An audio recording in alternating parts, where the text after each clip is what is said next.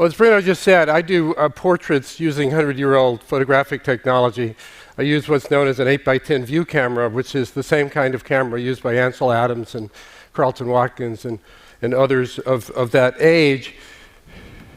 Here is the camera in action. And here are a few portraits. This is a young cousin, Lily, who works at the Santa Fe Institute. This is former Senator Al Simpson, the author of the Simpson-Bowles Plan.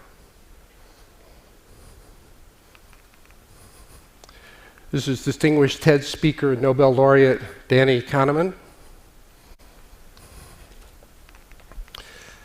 This is a British fashion figure taken minutes after she came down for breakfast on New Year's Day in her pajamas after a long night of partying.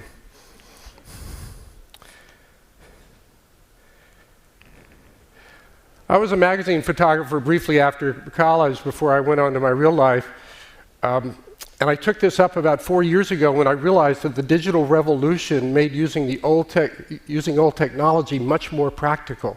So I still take the big camera, have film holders like this, take the pictures and such, take the negative to be developed by a professional lab, but then everything else is digital. I scan each negative into a 300 megabyte file and print it digitally. I bought all the equipment on eBay. It could hardly be more inconvenient to use, but that's part of the attraction to me.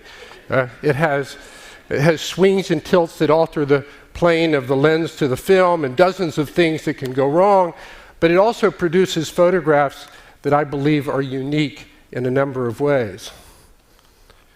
First, it has a level of detail that's still unmatched by the digital cameras, although there's a new $50,000 digital camera that claims to almost have the resolution of an 8x10 camera. This is a TEDster from Chicago. This is a detail of his eye. You get every pore, the moisture, you see the depth in the iris of his eye. These photographs can be blown up to be the size of a wall and lose virtually nothing with them. Another characteristic is that there's no depth of field. So his eyebrow is out of focus in that camera, and inch or less is in focus. And this has several virtues. What it means is it's as if you're there looking at the picture, looking at the person. That's how we see people. We don't see people as a kind of a postcard of everything in detail. We're looking at them closely.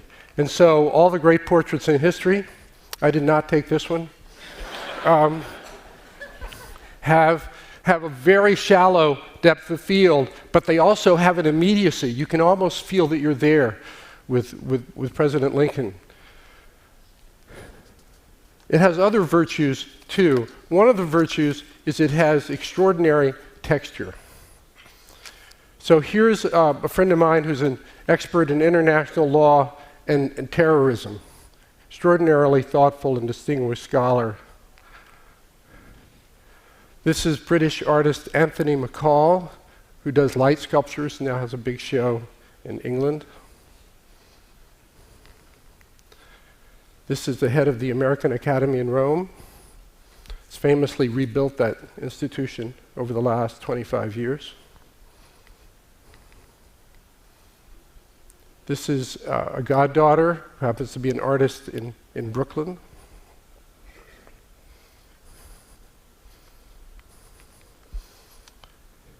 This is Chuck Close's art dealer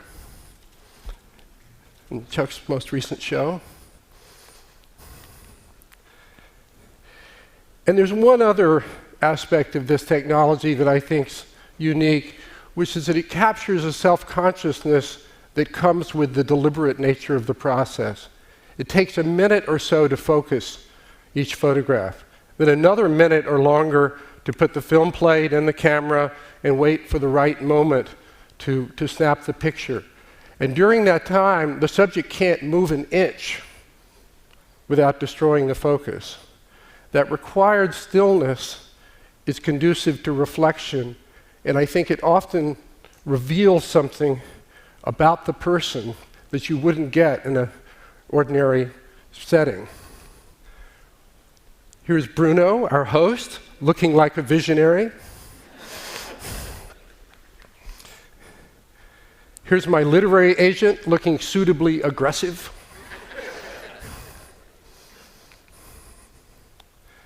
He's a friend of the family, a famous sportswoman in the New York area, perhaps reflecting on the many games and contests she's won over a long life.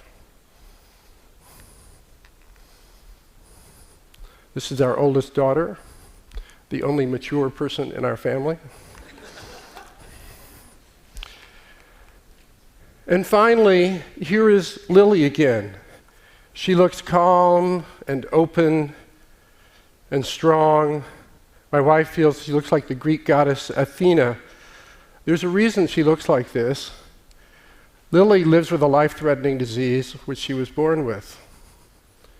Her openness to life, almost fearlessness, I'd like to think, comes through in this photograph by a huge old camera.